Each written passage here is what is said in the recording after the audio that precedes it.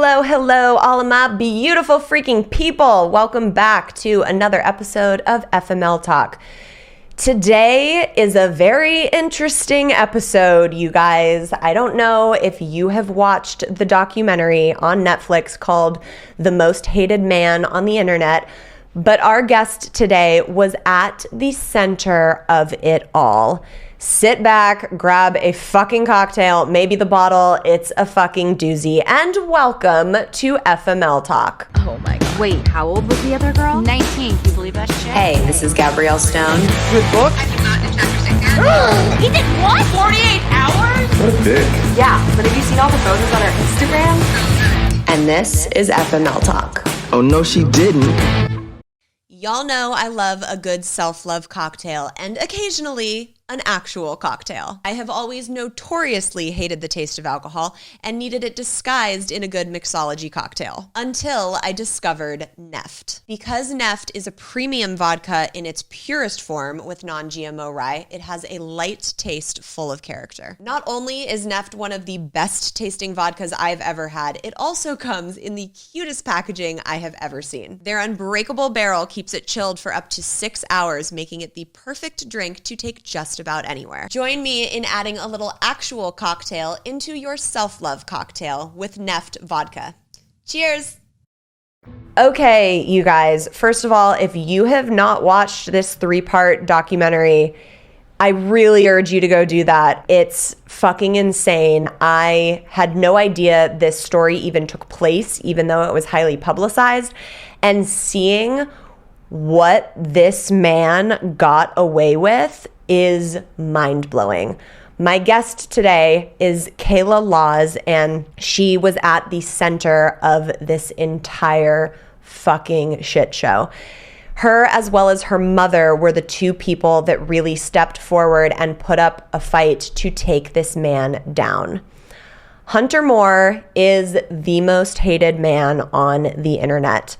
He created a website called isanyoneUp.com, and it was basically a website where people could put up photos of, selfies they were sent or private photos that were texted between people in a relationship, and they could post these nude photos on this website, and people would go and just trash these women in the comments. There were men on the website as well, but it was mostly women. And what it was the first true revenge porn site.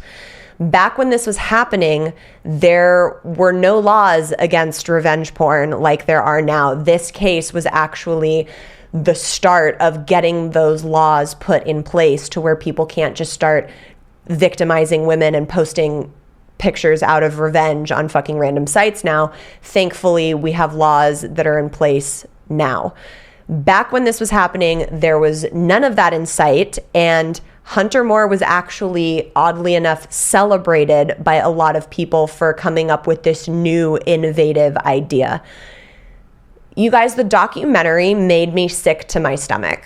Like, the way he handled himself, the way that he spoke about these women, the way that he had such disregard for their feelings and their mental health and their lives is so awful. It was almost hard to watch. So I will let you go and really do a deep dive and watch the documentary yourselves. It's definitely worth a watch.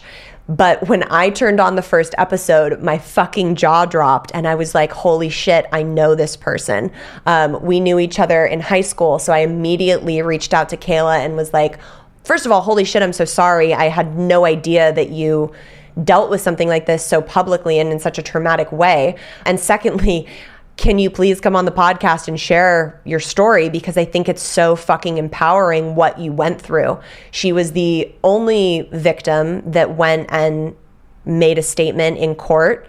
And we're going to get into all the details of what took place. I do want to let everyone know there is a little bit of a trigger warning. We don't dig into anything that has to do around sexual assault, but she does reference rape in this as a metaphor. So I want to give everyone kind of like a preface of that. And, you know, there is a lot of unfortunate misogynistic bullying in this episode.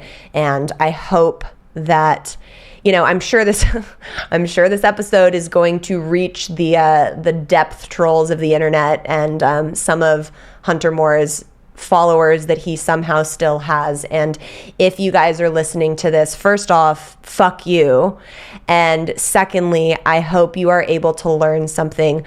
That women are not just some fragile fucking toy that you can do whatever you want with. We fight back and we fucking win.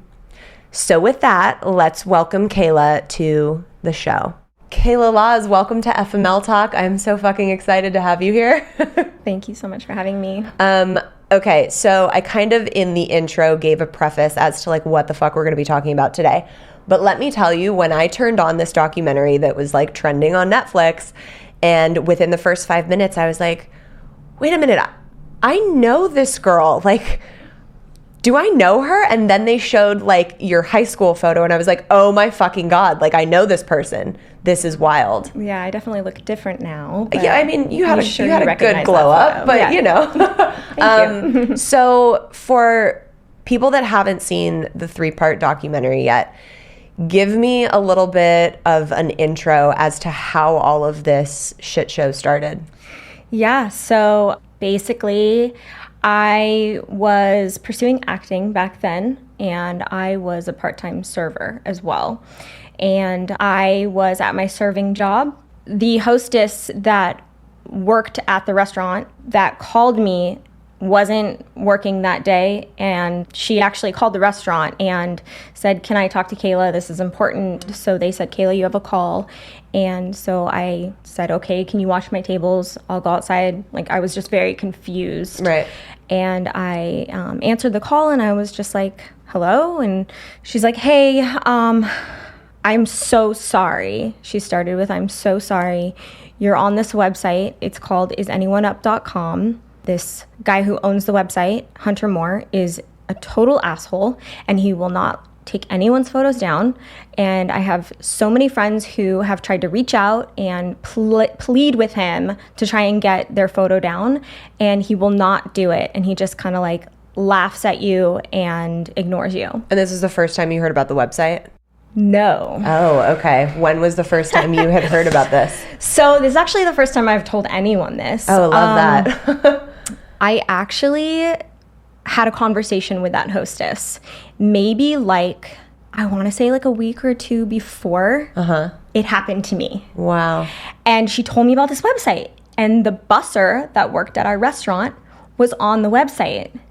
And I had this response to her, which I will always feel terrible about. Yeah. I was like, who would be on that website? It was terrible. I was like super like judgmental, but right. I at the time thought that people wanted to be on the website, and I was just like, that wasn't me, you know? Right. That was like the opposite of who I was, what I stood for. Very conservative. Like, I had never taken a nude photo in my life prior to this experience, actually. And I was already in my like almost mid-20s. Wow. So I was just have been very conservative with like my sexuality, like my whole life. Yeah. So she told me about it, and I was just like, oh my gosh, like who would want to be on that website? Like, I had a total misconception too. So I was in my room, and I was taking just like selfies. Like back then I took a lot of selfies. I was interested in a career path that was very like self-centered and vain as fuck. Vain, we're right. I'm an actress. We can talk about it. Yeah.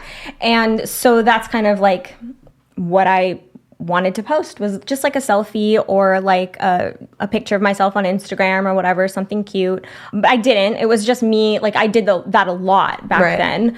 None of them nude or anything. But that particular night, I was just taking photos of myself in my bathroom mirror, and you can see my hand with the cell phone in the mirror, and I was like, you know what?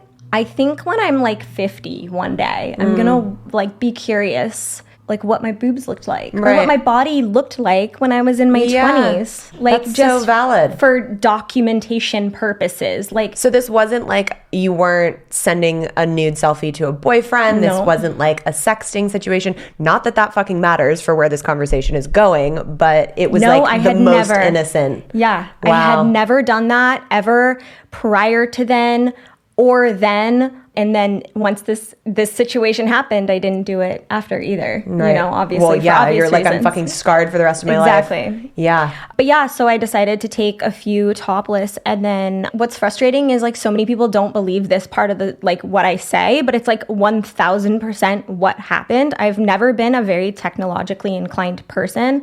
Now, so I'm a little more because now everything's just completely transferred to technology and Right. we have to be.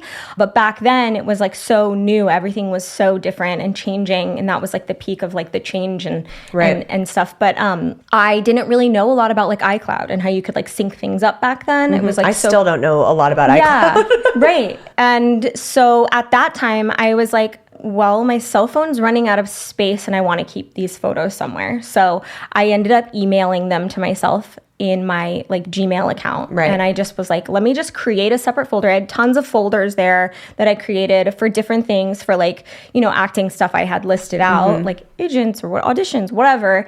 And then I was like, my pics. So Yeah. I ended up putting it in that folder. Which is totally valid. I've wanted to delete photos from my phone and I've emailed them to myself. Really? Yeah. Like whenever, like when I dealt with my whole fucking heartbreak situation and I needed to get Javier off my phone, Yeah. I emailed all of those photos to myself. Really? So that if I ever needed to like dig them out of the Yeah. ethers, that's where they were because I didn't want them on my Yeah. technology at all. So that's like not that much of a weird stretch. I feel like so many people don't believe me when I say that because Fuck those people. That's ridiculous. It's pretty frustrating, but it's good to know someone else has done that. Yeah. Because I feel like when I say that, it's like most people are like, well, that's odd. Like, No, sounds like you really sent it to someone.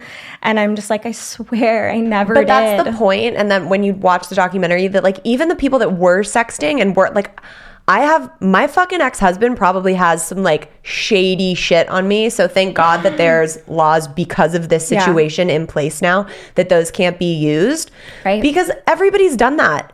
Almost everyone has like sent a promiscuous fucking photo that they shouldn't have sent to someone at some point in their Absolutely. lives. So Yeah. like even if that is the case, that shouldn't matter. Yeah. But you were even like on like the lesser of the scale, like Right. on the most innocent side I was of the situation. so opposite of that. And it's so funny, actually, the other day I was talking to my husband and I was like, you realize literally no one has a photo of that, of me like that, except you. Right. Like, you're like now the only one because Right. it's my husband. It's Yeah. different. You know, I was like open, I was more open with that. Yeah. You know, but yeah, back then, never sent it to anyone. And I just happened to save it on my email. And timing is everything. But that is when the hacker got into my email account and took my photo and put it on the website along with thousands of others. You know, some hacked, some self-submitted, some revenge porn, some with like one person's face on a fake body to try and make it look like it was that's fucked. porn photo of someone. Oh, yeah, wow. They did a lot of really messed up things. That's what's so crazy is that like when you start watching the documentary, you're like, okay, this is shitty because it's presented as there are guys that are pissed off because they got fucked over or they got dumped or they're like, you know, revengeful for some reason. And then they submit these photos that were obviously a sexting thing or obviously, you know, sent to them or that they like got somehow. But the fact that like the man who did this website, Hunter Moore, had hired a hacker to go into people's private emails. Like, how did they even know about you to go into your email to hack photos to then put on this site? Like, how did they pick their victims? So the hacker actually grew up in Studio City. So now looking back on it, actually like 10 years later, I'm realizing that probably we had a lot of mutual friends in common just Right. in the Valley growing up. Yeah. And one of my best friends was actually just my maid of honor in my wedding. She's the one that he went onto her account on Facebook, posed as her. So I thought it was my best friend talking to me saying, hey, I lost my cell phone and I can't get into my email. If I send my 5-digit code on my email account, if I give them your phone number, Wow. can you give that back to me? And I was like, yeah, of course. Yeah, that's Whatever you need. actually like, as far as like the scammings go these days, that's actually a pretty legit way to like pose as your that's sketch as fuck. Yeah, so he had already hacked into her, but she didn't have any photos to take. And then he got into my email, So he was using it through Facebook and email, trying to go anywhere and everywhere in every like nook and cranny of people's like internet life to try and find nude photos. And he was doing thousands a day. Like it was like a full-time, like he probably stayed up super late at night too doing this, like constantly getting like, oh, well, I can get paid for these because Hunter paid him. Right. His name was Charlie Evans, and Hunter paid him to hack into people's accounts and grab them. And it's just, for me, timing, really, my photo I just took for the first time ever, and I put it in a folder called My Pics. If I was trying to hide it, you know what I mean? I wouldn't have just been like, My Pics. Right. Right? Yeah. So where did he look? In a folder called My Pics, and he found it. Oh my God. Okay, so you're at work, you get this call from the hostess, and she's like, I'm so sorry, but you're on that website. What's the feeling that like went through your body? Yeah, this is actually the first time telling the story that I haven't gotten choked up, because it still brings back so many like traumatic experiences. And like even just saying that makes me a little choked up. But like, but that's healing and growth. So yay for that. Yeah, totally. It was so traumatic. My heart was like beating out of my chest, and I felt like so violated. Yeah. My privacy just like stripped from me. Yeah. And something that I never wanted out there. It's like you do something in the privacy of your own home, and then all of a sudden it's all over the internet for people to see. Yeah. Like, and there were thousands, millions of views a day on this website. Like he had so much traffic. Yeah. And so, and I didn't know that at this time, but just to have known a photo was taken from me, that was such a private thing. Like, I felt like my heart drop into my stomach. Yeah. And anytime that happens, I call my mom. Right. So she was the first person I called, and the only person I called, the only person I told. And I remember I was on the phone with her, and I was like, Mom, something terrible happened. And I was like, are you by your computer? Go onto this website. It's called isanyoneup.com. And she was like, Kayla, what's going on? Like, you know what? And I'm like, just go to this website. So she goes onto it, and she's like, what is this? And I'm like, Mom, just go to page 2. Like, I'm on there. I don't know like how they got my photo. I don't know what happened. I don't know what to do. I have to finish my shift at work. Like, can you help me? Like, please, I need to get this photo down. And so, you know, our conversation had to end because I had to go back to work. And I remember leaving it so open-ended, like, what's going to happen? I have to now finish out the rest of my day, and hoping that, like, my mom can help somehow. And I had no idea that at this point, this was the beginning of her getting, like, really sucked into something that she, like, felt she needed to, like, take down. Yeah. So we're going to go down the path of, like, your incredible fucking mother. Because, like, look, my mom would die for me and go to the ends of the earth for me. But if I called her and was like, my photo's on a website, she'd be like, how do I get to the website? Like, she's like so not tech savvy. So to watch your mom and how this all played out was incredible, shocking, and like so badass. I can't imagine how it would have been to deal with all of this without a support like that. Yeah. It's really, really crazy. I feel very lucky. Yeah, dude. I mean, it was wild. So on the website, like, it's fucked up in the first sense that they put all these pictures out there. But what's more fucked up is that all of these, like, lame ass keyboard warriors, like, that are fucking jacking off in their mom's basements, go on these photos and say horrible fucking things. Yeah, and not only that, something that wasn't in the documentary, to explain like more my experience, is the restaurant I worked at. Not only later that night, I like spilled water all over these customers, and I never did anything like that. And I had to justify what I did by saying there was a death in the family, because that's how it felt to me. Right. It was like a part of me like had died, basically. But other than that, there was an assistant manager that worked there that was so mean to me, and mass sent out the photo to all the staff, like the kitchen staff, the dishwasher, like anyone and everyone, like the manager too. Oh like, my God. And said, I could get you fired for this. Oh my God. What is wrong with people? Yeah. And it was a woman. And oh my God. Yeah. I hope she got fired. And if you're a fan of this show and you're listening to this, please excuse yourself. You know what's funny? I actually saw, I was like still following her on social media, and I was like, why am I following? And I like clicked on follow. I was like, unbelievable. I don't know why I was still following her after all these years. That's unbelievable. So Did you ever go onto the site and like get into a wormhole of reading the comments on your photo? Back then? Yeah. Yeah. And to be honest, like, I mean, there were still some comments that like that got to me and made me feel uncomfortable. But a lot of them were like, you know, oh, that's an amazing curvy body. Like, oh, like you know, like let's have like nice tits. Let's fuck. Like, like basically what they wrote on there. But I didn't really have a lot of comments under my photo of people saying like really mean things. Yeah. Like, listen, the photo was of me topless and I was wearing no makeup. Because I literally was sending it to no one. Right. So the photo was out there and one person was like, she's like a butterface. That was the meanest comment I got. And I was like, dude, I wasn't trying to look good in the photo. Right. I literally like was just like, whatever, this is just for my boobs, like for me. Yeah. You know, that was the meanest comment I got like under my photo. But like years later and as the years progressed and like time went on, I continued to get a lot of really nasty comments. Like I sent the photo and that you wanted it, you deserved it. Like all these really, really negative, mean victim things. Shaming. Exactly. A lot of victim shaming I got for a very long time. For a very long time. I still get them like every now and then now. From the documentary? Mm-hmm. I'm still getting like... Are they men? They're like fake accounts, like with people with like one photo and no posts. Yeah. And welcome to my world, girl. We love those trolls. They just give us content for days. Exactly.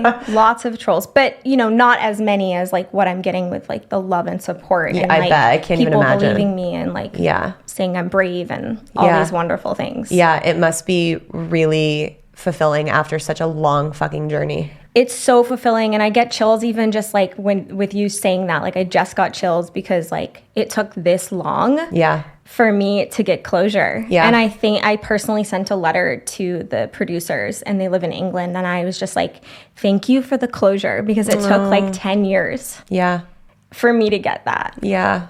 It was like such a hard time. People like just like decimating my character and who I was, and like for people to now turn around and say like, you know, you're brave and like thank you for helping all of us and like everyone that needed that. Yeah, you know? Because let's be real, like without you and your mom like going to bat, this shit wouldn't have been taken down in such a massive way. Yeah.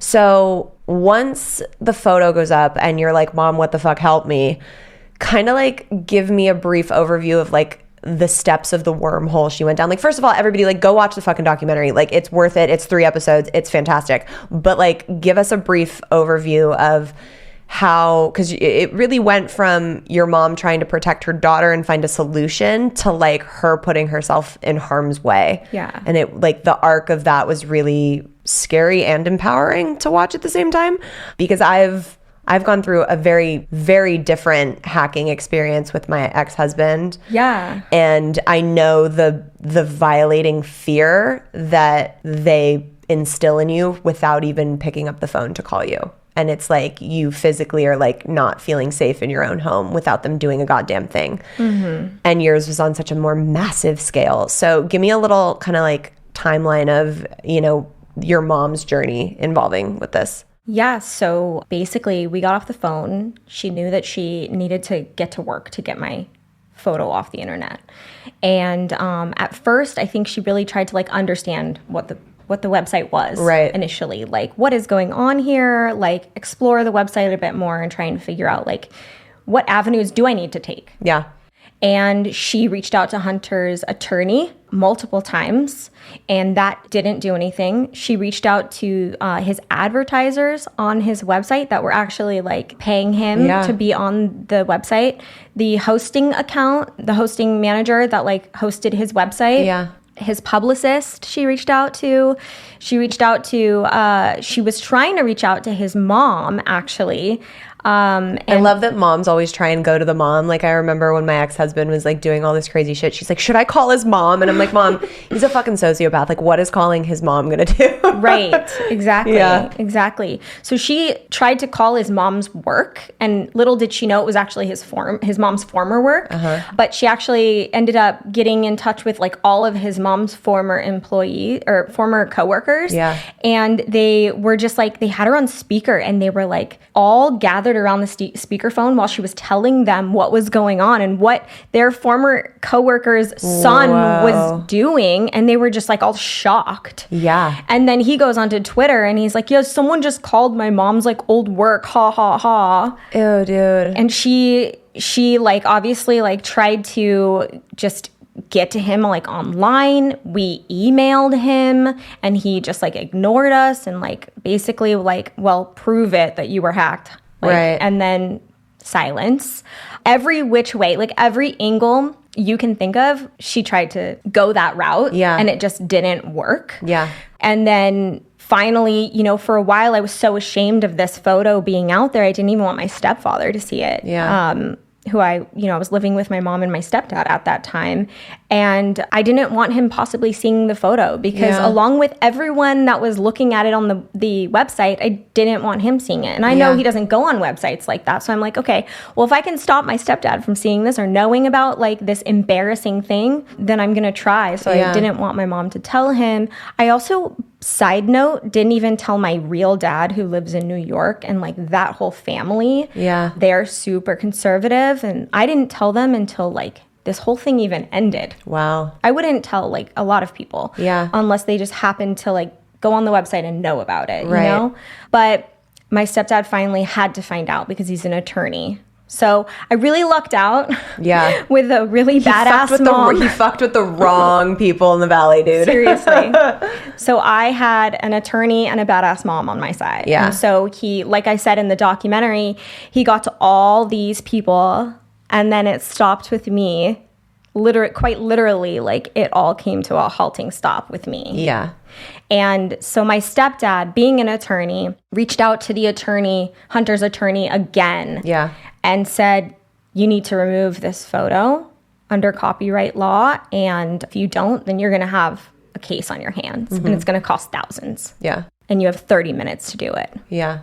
And he is British. And there's something about when you hear a British man speaking or woman or anyone British speaking and they're doing it with like the utmost conviction. Yeah. You're like, whoa, I don't want to mess with them. Yeah. You're like, you might be royalty. I should shut the fuck up and do what you say. Yeah. And he's older as well. And so you can feel the authority when he speaks. Yeah. So we kept refreshing the page that I was on. Oh my God, the anxiety that must have been in your body during that time. I can't even imagine. Yeah. And I finally felt so free once we refreshed it and it was gone. And it just said like page not available. And I was like, oh my God, it's over. Yeah. It took 9 days, but it felt like years. Yeah. And I mean, you lost a job during that time that you had booked as an actress. Yeah. Which we know is fucking few and far between. And when you're working your ass off and auditioning time and time again to try and book a job, to lose that you got in the 1 percentile of people in LA, like must have been so devastating. It was. And what was their reasoning when they reached out to tell you that you had lost that? I mean, they just were like, we decided that all this negative publicity and like, I'll preface this by saying like everyone was on Hunter Moore's side. Like all this publicity that he was getting was like praising him. So I looked like someone who was trying to come out against this man everyone loved. Which is wild. Like how that even makes sense that everyone was like, yeah, like let's put a bunch of like naked girl pictures on a website and like have people talk shit about them. What? Well, I think what it was is nobody believed that he was hacking. Nobody believed me and my story. Right. And so what they thought was, this guy is so innovative. Like this is a new website idea of putting porn photos and like you can get away with it because nobody thought he was breaking any laws. Right. So they were like, wow, this man, like he's come up with this new idea and we want to interview him. We want to like figure out who he is and what he's all about. So they were like enamored by him without realizing what he was really doing behind closed doors. Yeah. And even if he hadn't had the hacking element, like it's still fucked up. It's still not okay. And it's still fucking gross. And like watching him like revel in that and like love the publicity and be like, yeah, I'll go on talk shows and fucking like soak it all up. And like, even though people are looking at me like I'm a giant piece of shit, like it was even more cringy. Yeah. I mean, so a lot of people who did the publicity thought that they were all just self-submitted photos. So the idea of like, oh, wow, like people can be on this website that want to be on this website that are self-submitted. And so that's a genius idea. Right. Like, it's porn, but like self-submitted porn. Yeah. Without realizing, like, he then felt the pressure to like keep up with all the photos, and there weren't enough self-submissions. Right. Like, how many people really do want to be on there? Right. I mean, there were some, of course. Yeah. But like, to keep up with the amount of like massive following he gained from that, and like the need, like the addiction that some people had of like, I need more, and then him wanting to get more of that fame, it was a cyclical thing of like cyclical thing of like, I need to get more, and I'll do anything. I'll start hacking, you know, let me pay someone to like make my website even better in that way. And so when you lost that job, what did they say when you got that? I'm assuming it was an email or a call. Yeah, it was basically just like, you know, we've decided to cast someone else now. So because of this specifically. That must have been so devastating. Maybe I'm like resident people maybe that are listening are just like, yeah, okay, you lost a job. But like as an actress, like I know how fucking gut wrenching that must have been. Yeah. And honestly, this is what really caused me to like reflect on my life as a whole too, and the fact that I was pursuing a career that did put me out in the public. Like, that's what I was pursuing, and I realized that's not what I wanted. Right. You know, like at that time, getting so much negative attention, I turned into like a recluse, and I was like, I don't think I want this anymore. Like, I don't want all this negative energy. So I was like, I need to change my life around completely, and I just stopped pursuing acting entirely. Yeah. And I then decided to pursue real estate. And now I'm a real estate agent, and I have been for 10 years. And my mom was one. So it was a natural progression for me to kind of get into that as a career that I grew up around. Yeah. But I realized that was more along the lines of what I felt safe and comfortable with. Well, especially after an experience like what you went through. Yeah. So your photo gets taken down. And you're like, oh my God, it's over. We can all breathe and sleep and like go back to our lives. And your mom's like, no. So what do you think it was in her that needed to continue pursuing this? And when was it that it went from doing God's work, if you will, to like, this is putting us in danger? I think the reason why she felt this need to continue is because that's just ingrained in who she is. Like, she's always been an advocate. She has fought for a lot of civil rights growing up, and animal rights, now women's rights, gay rights. Like, she's always been an advocate for kind of like the underdog. She's always felt this like massive empathy for anyone like struggling or like being pushed down in life or in society. Yeah. So that's just been always who she is. And then on top of that, when she was working on trying to get my photo down, she actually started this control group, if you will. She reached out to 40 victims. And she's like, I'm going to reach out to 40 victims and see which ones have been hacked, which ones wanted to be on the site and were self-submitted, which ones were revenge porn that someone sent it to someone else and was submitted. And she reached out and found out that 40% of them had been hacked. Wow. And the way that she thought to do that was because not only was I obviously telling her I was hacked, but I had a friend who I found out was on the website, and I reached out to her and I said, I'm so sorry you're on this website. And she was married. She had sent the photo to her husband, who was on tour, and he was in a band. Yeah. And she was like trying to still keep her relationship a bit spicy or whatever. And she like emailed the photo to him. And so I told her. And then when I told my mom that my friend had also been hacked, she's like, well, a lot more people might be hacked than we think. Yeah. So she reached out and found out 40% had been hacked from her control group. Yeah. And so she started reaching out to like a total, like so far a total of like 500 people she reached out to. Wow. Like in total. And she felt this connection to each and every one, and this need to like fight for them, as I did, you know, when it came time to like go to court at the end. But she didn't want to leave them high and dry, you know. She knew what it felt like for me to feel lost and alone and hopeless. And she felt like, this is a fight that I've already started, and I can't leave these other men and women behind, and I need to continue and do what I can, you know? And so she continued to fight, and so many things. I mean, I don't even know where to start what she did. People can watch the documentary to see like the lengths that she went to, but eventually she got the FBI involved. The crazy part to me was that they couldn't, because there was no law in place for revenge porn being illegal, that they couldn't do anything about. So they had to like follow the lead on Hunter hacking people to illegally obtain these photos to put them on the site. Right. And also my mom gathered a lot of evidence. She perused that website and printed a lot of evidence from that website before it was actually sold. The domain was sold. So Hunter actually took the website down when he sold it, but then he threatened to put a second version up, which would actually have all the victims' home address and their directions to their home as well. Just so insane to me that that's even like in the realm of possibility for someone to be able to do, and so scary. Yeah. And so your mom was active on Twitter, trying to advocate for the victims, trying to like bring attention to this.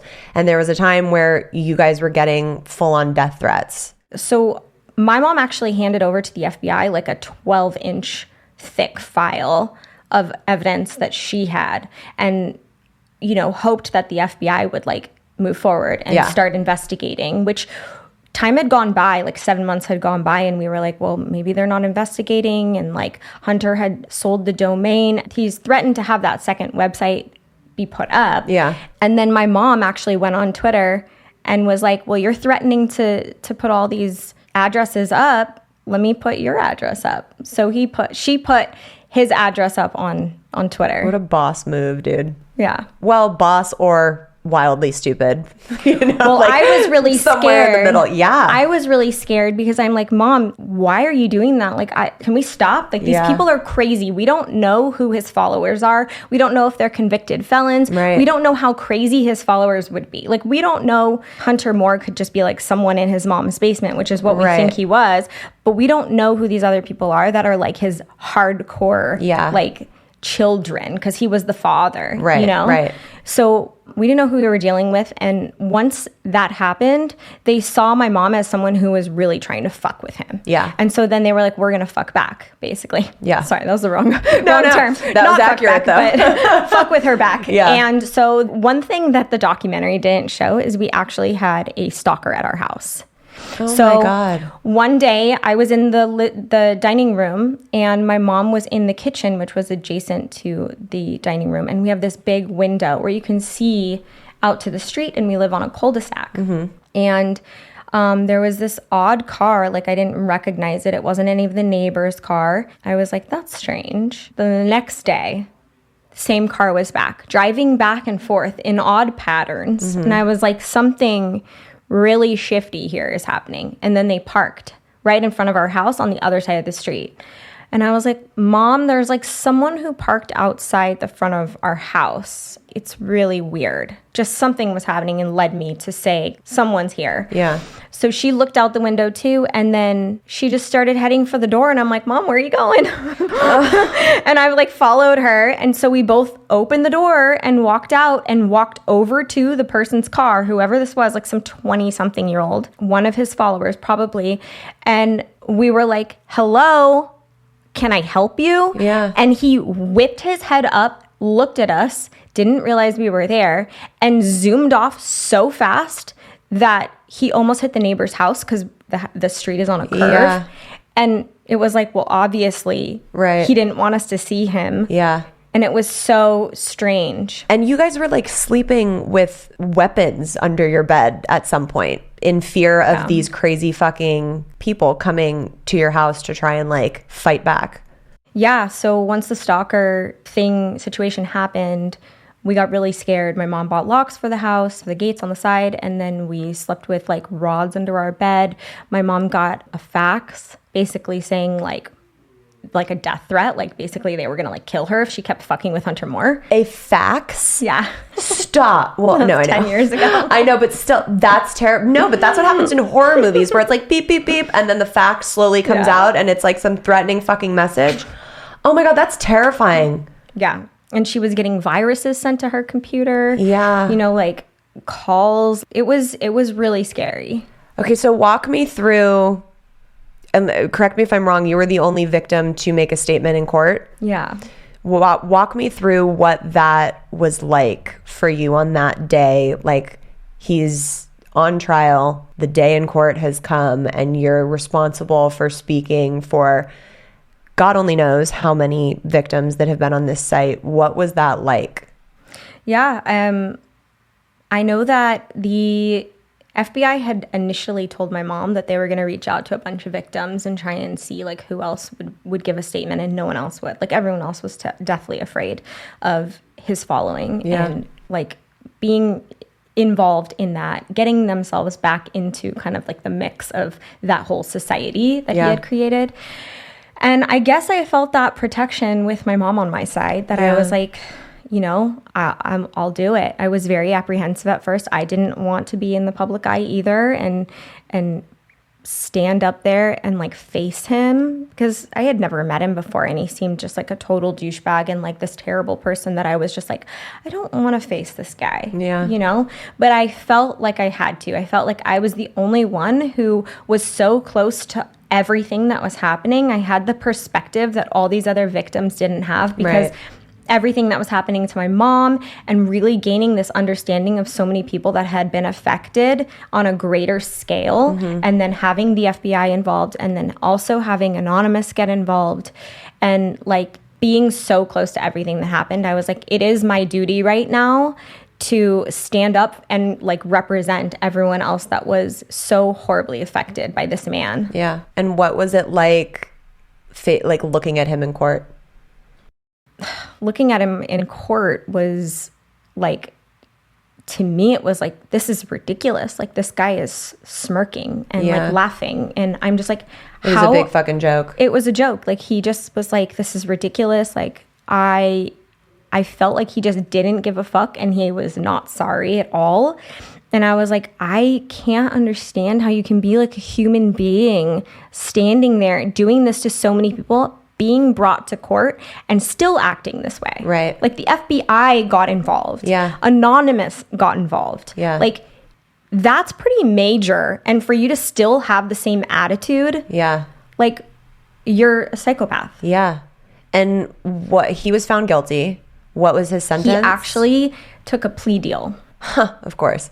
To get less. And what was that deal? Do you know? So he pleaded guilty to identity theft and hacking.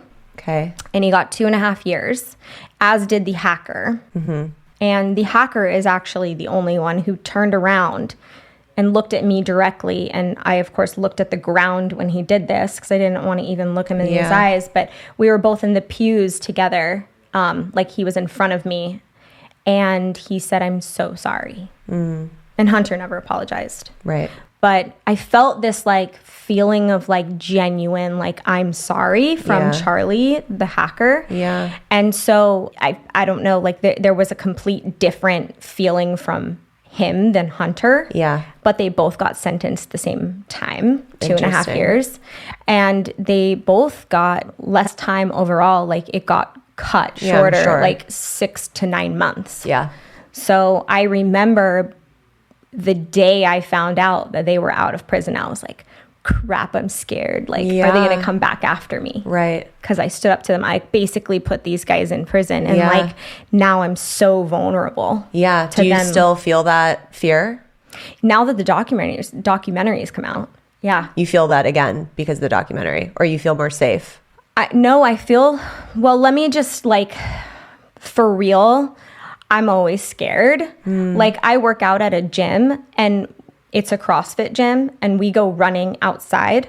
And sometimes during the workouts, I'm on a separate, like, I'm either running ahead or behind other people. So sometimes I'm out on the street running by myself, and I won't do that. Like, I get scared all the time randomly that like a van is going to come up and just steal me. Oh my God, that's something horrible. I live with all the time. Like, I don't like it doesn't hinder me or all the time. You know what I mean? That's like, it's horrible. It's not like crippling, but like, it's a thought that I'm like, oh, I probably shouldn't run this whole distance. I should probably run this distance twice over here and stay off the street. Like, just as a woman and as someone like more vulnerable to like just being like stolen. Have you experienced bullying from his like trickle leftover followers since the documentaries come out? Oh, yeah. And he's just as bad as he was before. he has this new underground platform, and it's called a Discord. Wait, I'm sorry, what? Yeah, it's really bad, and there's like almost 700 people on it at one point. What is in it? Time. There are nude photos on that, self-submitted. They're saying, like, the comments are terrible. People are saying really, really mean comments to people on there, like bullying people. And there's also some word that there's like underage people on that website. This guy just doesn't fucking quit. Like, I'm sorry, you just got out of prison, bro, and now you're doing the same shit? What? He is addicted to his followers. Yeah.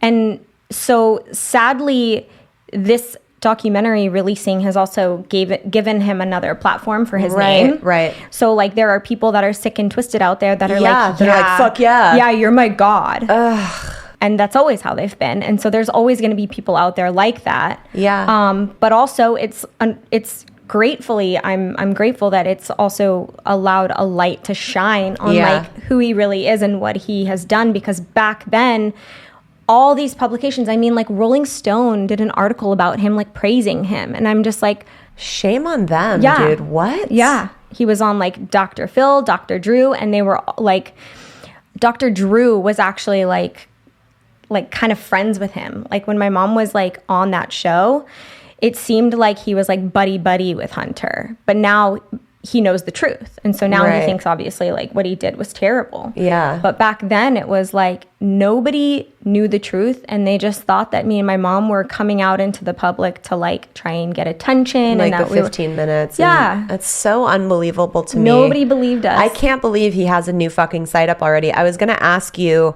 if you know and have like kind of followed this whole Andrew Tate thing. I have not followed it. So something about like the experience that happened to me is like, it's too triggering. It was so traumatic that I actually like tried to erase it all from my memory. Yeah. Because like when something so traumatic happens, like you want to erase it. Yeah. You want to forget it even like existed in your life. Yeah. And so like sometimes that's why it's like hard for me to even remember like things that happened, because I'm like, wait, like you really tried to get rid of it. Yeah. And then that's when the emotion comes back too. Right. So that's what's been hard for me is like, oh my gosh, like I have to go back to the time. It's like being raped and then going back to the very moment like that your perpetrator was like on top of you. Like what happened? What did he look like? And I'm just like, I have to put myself back in that position again. You know? That's really... But I'm so happy that Andrew Tate was banned. Yeah, so that's what media. I was going to say. Yeah. We had, a couple weeks ago, we had Barrett Paul, who's a big influencer, TikToker, and his videos and his petition was really the one that like started getting attention to get Andrew Tate's Instagram and Twitter taken down. And I'm like, why has this not happened to Hunter? Yeah. Why does his Instagram still exist? And like right when I finished the documentary, I went to go see if it was still up, and there's comments like, why have they not taken this page down yet? Like, why is this still, like, why are you allowing this human to exist on a public platform when he went to jail for existing on a public platform? And it's fucking wrong. Like, people that are running these social apps need to take more responsibility in protecting all of their users that use it and getting the fucking sick and twisted people off.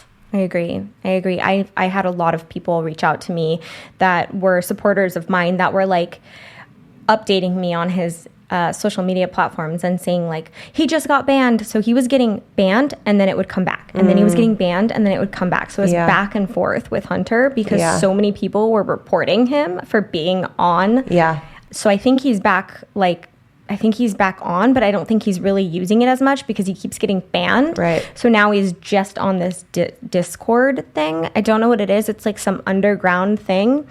Something crazy is I actually got a call from this girl who found my phone number because it's like my work phone number. Mm-hmm. And she's like, I'm so sorry to bother you at work, but I used to run Hunter's fan page. Mm-hmm.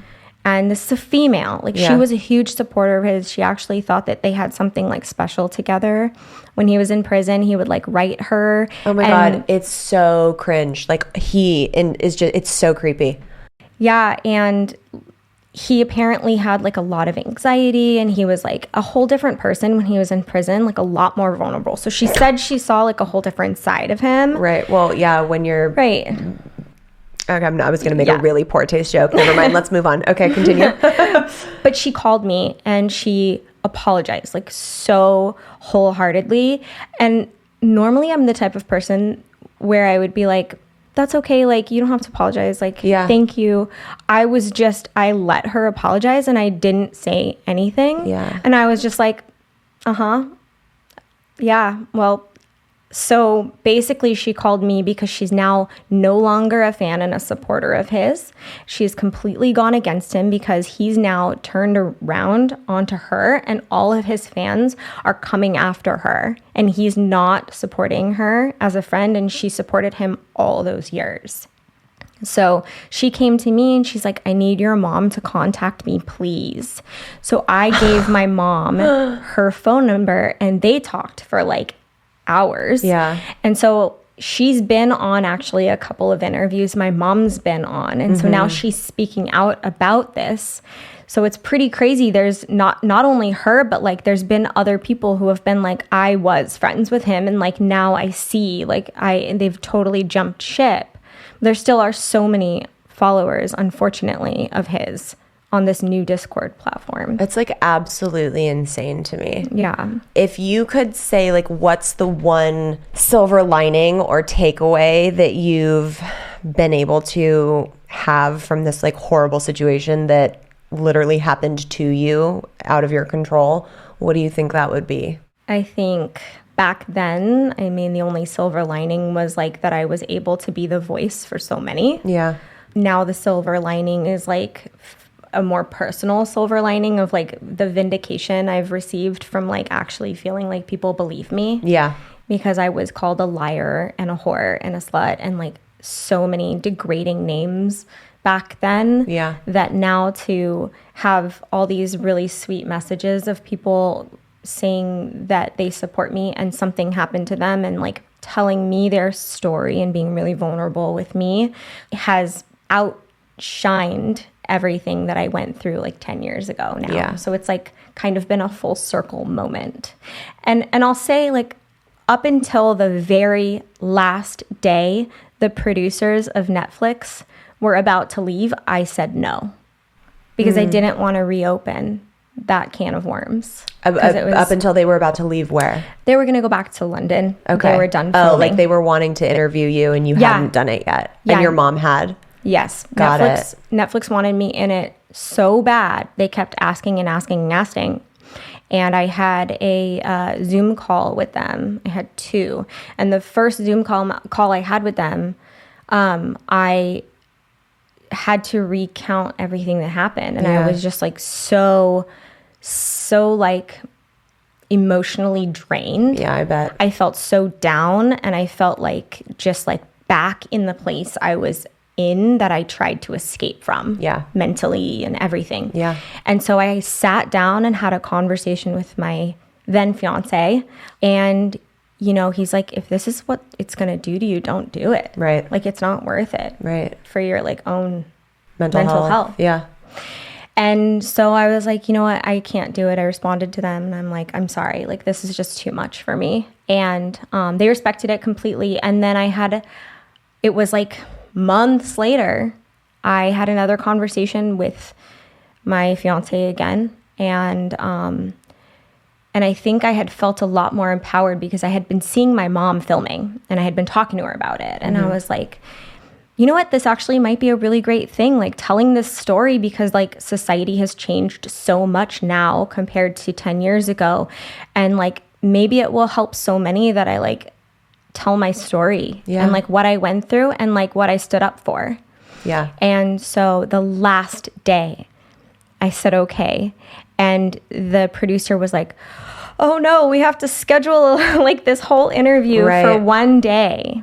And it was thundering and lightning and raining, and we were filming in like an airplane pathway, so there was like sound going over, and it was like hilarious because it was like I finally said yes, and they were like desperate to get my interview, but all these things were coming in the way. You're like, sorry, can you make that tear drop down your face again? Because that was really great, but we didn't catch it.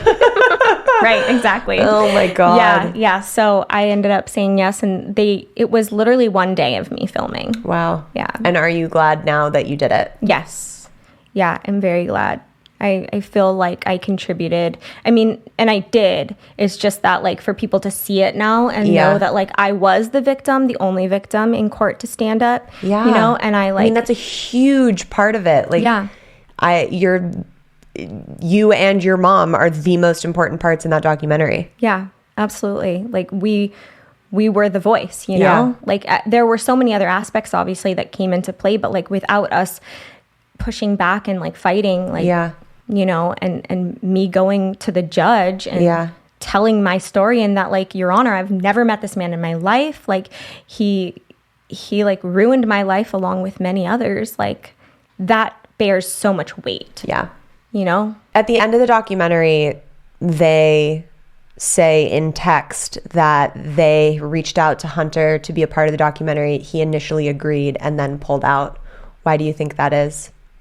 So I believe he pulled out because he was pretty certain that there was, like, nothing good anyone could say about him. Like, the spin on that, like, what were they going to say? Right. Because the truth is what's in the indictment, which is that he literally paid someone to hack into people's accounts to get their nude photos. Like, he realized, like, what he did was just an awful thing. Like, why would you go on a documentary and talk about it unless you were sorry and remorseful and you wanted to come out and say, you know, what I did was horrible and I realize it now. And, like, on that public platform to then, like, apologize or say I've changed and what I did was wrong. Like, we're such a forgiving country. Like, I feel like there would be an audience where they'd be like, well, you know, like, he's said he's sorry and, like, maybe he has changed and let's give him another chance. But there's no way he's changed, you know? Well, he's no, still I the mean, same he old comes guy. out and fucking sets up a new creepy underground site. Right. And it's like,